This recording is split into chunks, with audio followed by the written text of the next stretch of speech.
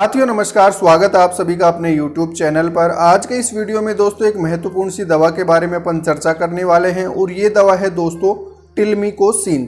टिल्मिकोसिन एक मैक्रोलोइड डेरिवेटिव होती है, यानी अपन बोल सकते हैं जैसे टाइलोसिन अपन ने देखी थी एक दवा, टाइलोसिन के डेरिवेशन यानी उसमें कुछ रूपांतरण करके इस दवा को बनाया गया है। ये एक लॉन्ग एक्टिंग ड्रग होती है और इसका सिंगल शॉट ही सफिशिएंट होता है। पहले विदेशों में यानी यूएसए में इस दवा का उपयोग किया जाता था, अपने यहाँ पे ये दवा नहीं चलती थी। वर्तमान समय में ये दवा अपने यहाँ भी उपलब्ध हो चुकी है और इसका बहुत ही अच्छा परिणाम, बहुत ही अच्छा रिजल्ट अपने को देखने को मिलता है। ऐसा क्यों है? क्योंकि एक तो ये लॉन्ग एक्टिंग ड्रग होती है, उसके अलावा ये जो ग्राम नेगेटिव बैक्टीरियाज होती है उन पे भी इफेक्टिव होती है। उसके अलावा स्टेफाइलोकोकस से जो भी बीमारियां होती है सब में काम में आती है। उसके अलावा माइकोप्लाज्मल इन्फेक्शंस होते हैं उनके खिलाफ भी ये बहुत ही अच्छा काम करती है। तो आज के इस वीडियो में दोस्तों अपन टिल्मिकोसिन से संबंधित सारी जानकारी यहाँ पे प्राप्त करेंगे। उससे पहले जो लोग नए हैं, जिन्होंने अभी तक भी चैनल को सब्सक्राइब नहीं किया है, चैनल को सब्सक्राइब कीजिए और बेल आइकन को दबाते हुए नोटिफिकेशन बेल को ऑन कीजिए।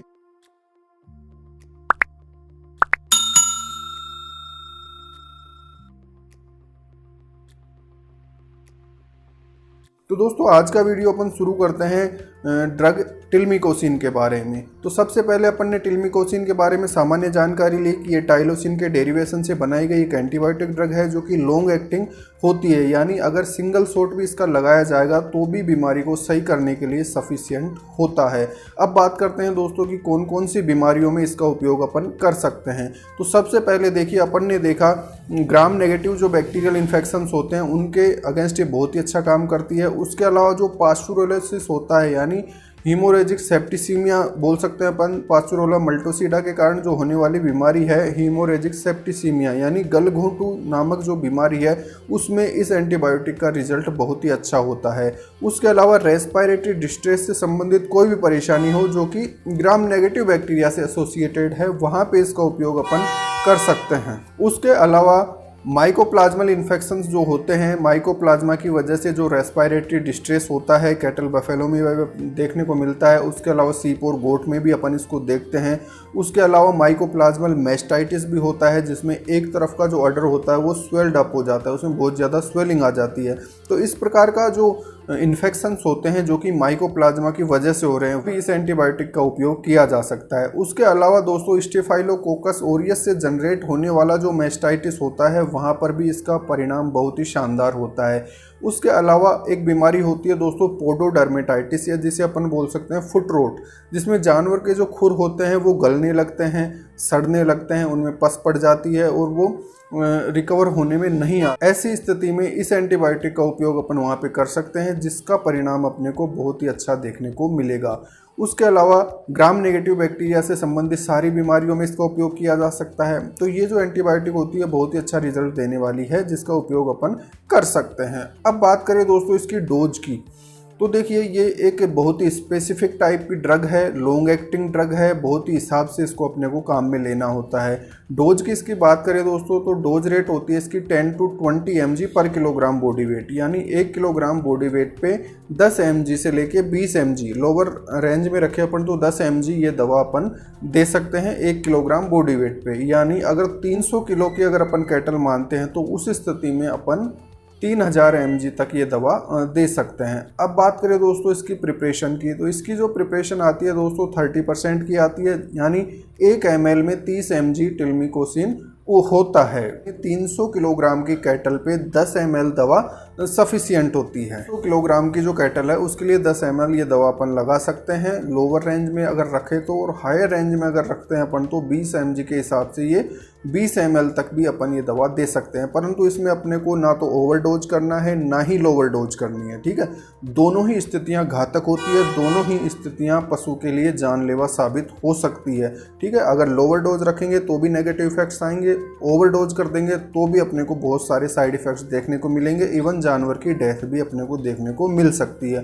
तो इसकी जो रिकमेंडेड डोज है 10 to 20 mg, इसी रेंज के बीच अपने को ये ड्रग काम में लेनी है। 300 किलोग्राम की कैटल अपन माने तो 10 ml ये दवा सफिशिएंट है। 450 ml तक की बफेलो अगर अपन मानते हैं तो 15 ml इस दवा का उपयोग ही अपन कर सकते हैं। अब बात करते हैं दोस्तों, सबसे इम्पोर्टेंट होता है इसका रूट ऑफ एडमिनिस्ट्रेशन, यानी किस तरीके से इसका इंजेक्शन अपने को जानवर को लगाना चाहिए। तो देखिए ये जो दवा है इसका इंजेक्शन केवल सबक्यूटेनियस रूट से ही अपने को लगाना होता है। तो इसका जो इंजेक्शन है सबक्यूटेनियसली ही लगेगा, इंट्रामस्कुलर या इंट्रावीनस अपने को ये कभी भी नहीं लगाना है।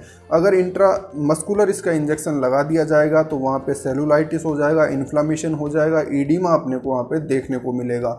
जबकि इंट्रावीनस अगर ये इंजेक्शन लगा दिया जाएगा तो तुरंत ही जानवर की डेथ हो जाएगी, निश्चित रूप से जानवर की डेथ हो जाएगी अगर इस इंजेक्शन को इंट्रावीनस अपन ने लगा दिया। तो ये अपने को ध्यान में रखना है, ठीक है। केवल सबक्यूटेनियसली लगाना है, उसके अलावा ओवरडोज और लोअर डोज कभी भी नहीं करनी है। जो रिकमेंडेड डोज है उसी के अकॉर्डिंग इस इंजेक्शन को काम में लेना है। अगर ओवरडोज या लोअर डोज कर दी जाएगी तो उसमें अपने को अटैक्सिया देखने को मिलेगा, जानवर में लैमनेस आएगी, चलने में दिक्कत रहेगी उसको।